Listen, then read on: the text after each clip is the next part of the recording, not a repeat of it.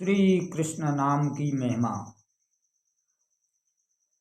श्री कृष्ण नाम की महिमा बड़ी विचित्र है। बड़े बड़े ऋषि मुनियों की बुद्धि के परे है। जब तक मुझे महिमा ही मालूम नहीं है, मूल ही मालूम नहीं है, भाव ही मालूम नहीं है, तब तक कैसे समझेंगे कि कृष्ण नाम को पाने से हम माला माल हो गए। उसका मूल ही नहीं, भाव ही नहीं, उसकी महिमा का पता ही नहीं है, तो फिर क्या होता है देखिए, समझिए। इस प्रसंग में एक किसान को एक टहनी में भरे हुए बहुत सारे हीरा मिले, टहनी भर हीरा। किसान उन हीरों की पहचान से, महिमा से अपरिचित था। उसने उस टहनियों को अपने मचान पर रख लिया और खेत रखाने के लिए चीड़ियों से एक गोफा होता है जो घुमा के चलाया जाता है, उसी गोफे में प्रत्येक हीरे को, लाल को रख के और घुमा के फेंकता रहा। सारे हीरा फेंक दिए समुद्र में। उसके तल पर समुद्र था। घुमा घुमा कर सारे हीरे फेंक दिए। एक हीरा बचा, एक लाल बचा। वहां से एक जौहरी गुजरा। जिस जौहरी ने बताया, क्यों रे मूर्ख, ये तू जो फेंक रहा है इसकी कीमत जानता है तू, महिमा जानता है तू? ये 1 करोड़ का हीरा है। जैसे ही उसने सुना तो प्राण छोड़ दिए, क्योंकि वो तो हजारों हीरा फेंक चुका था। जब एक ही हीरा करोड़ों का है तो हजारों हीरा कितने के हुए? गोविंदाय नमो नमः। कर्म करता रहा, इस्तेमाल करता रहा उनका, और भाव मालूम ही नहीं, महिमा मालूम ही नहीं। इसी प्रकार से लोग कृष्ण कृष्ण गाते हैं, पर श्री कृष्ण नाम की महिमा मालूम ही नहीं है, मोल मालूम नहीं है, भाव मालूम ही नहीं है, तो कैसे माला माल हो सकते हैं? उसका भाव जानिए, मोल जानिए। जिस प्रकार से यह किसान उन लालों को गोफा में घुमा के फेंकता रहा, इसी प्रकार से लोग वाणी रूपी, वाक रूपी गोफे में घुमाकर फेंकते रहते हैं। कृष्ण कृष्ण कृष्ण कृष्ण गा करके सब वाणी रूपी और शब्द रूपी गोफे में रख के फेंकते रहते हैं। सारे जीवन निकल गए, कई जीवन निकल गए, कई लाल फेंक दिए। यही दशा हो रही है हमारी, क्योंकि मुझे कोई जौहरी नहीं मिला, किसी जौहरी ने यह बताया नहीं कि हीरा करोड़ों का है। आइए दूसरे प्रसंग में समझते हैं कि एक व्यक्ति गया आश्रम में। वहां गुरुजी उपस्थित नहीं थे, शिष्य उपस्थित था। उन्होंने अपना प्रश्न किया, यानी कि अपनी दुविधा बताई, अपना संकट बताया।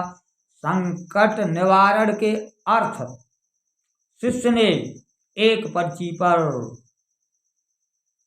कृष्ण का नाम लिख दिया। कृष्ण कृष्ण 2 बार लिख दिया और उसे दे दी। कहा इसे जाकर बांध देना, संकट निवारण हो जाएगा। उस व्यक्ति ने जैसे घर जाकर अपने बालक के वह पर्ची बांधी, संकट निवारण हो गया। तो उसने सब लोगों को बताया कि वहाँ जो महात्मा जी के शिष्य रहते हैं वो बड़े ही सिद्ध पुरुष हैं। उन्होंने मुझे एक पर्ची दी जिससे मेरा बड़े से बड़ा संकट निवारण हो गया। तो लोग उनका जयकारा लगाते हुए और आश्रम की ओर बढ़े। तब तक वहाँ गुरुदेव आ गए। गुरुजी ने देखा ये कैसी भीड़ है जो आश्रम की ओर चली आ रही है। शिष्य से कहा, क्या तुमने कोई अन्याय तो नहीं किया? शिष्य बोला, नहीं गुरुजी, मैंने कोई अन्याय नहीं किया। तो ये भीड़ इधर क्यों आ रही है? कोई बात नहीं, आने दो। जैसे ही वह भीड़ आई तो शिष्य के चरणों पर गिरने लगी। धन्य हैं आप, धन्य हैं आप। गुरुजी ने पूछा, भाई क्या हुआ? तो लोगों ने बताया कि ये आपके शिष्य ने बड़े से बड़े संकट को निवारण कर दिया। गुरुजी ने पूछा, क्यों रे, तू क्या जानता है, तूने कैसे संकट को निवारा?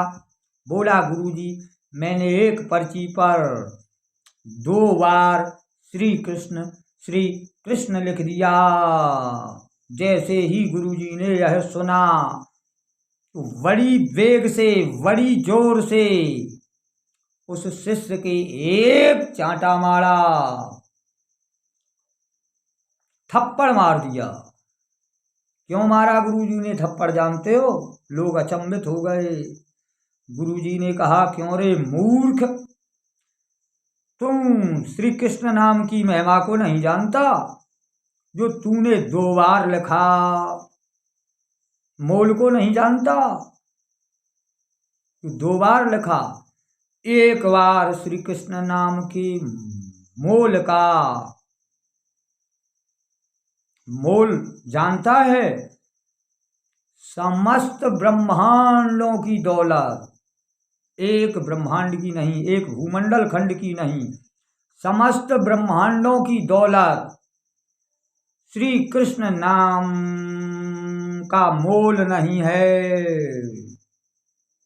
समस्त ब्रह्मांडों की दौलत मात्र श्री कृष्ण नाम का मोल नहीं है रे मूर्ख। और तुमने 2 बार लिख दिया, इसलिए थप्पड़ मार दिया। चेला चरणों से गिर पड़ा, क्षमा क्षमा क्षमा क्षमा, हे नाथ क्षमा कीजिए, गलती हो गई।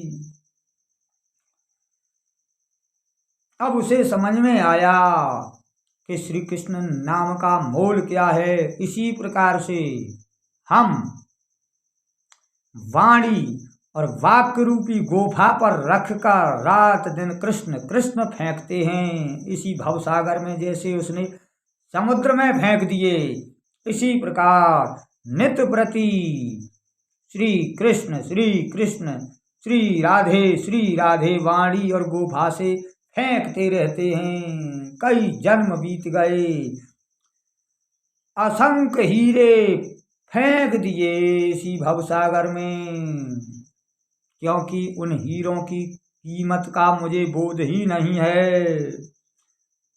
पूछो किसी जौहरी से जो उस हीरे का मोल बताए, महिमा बताए।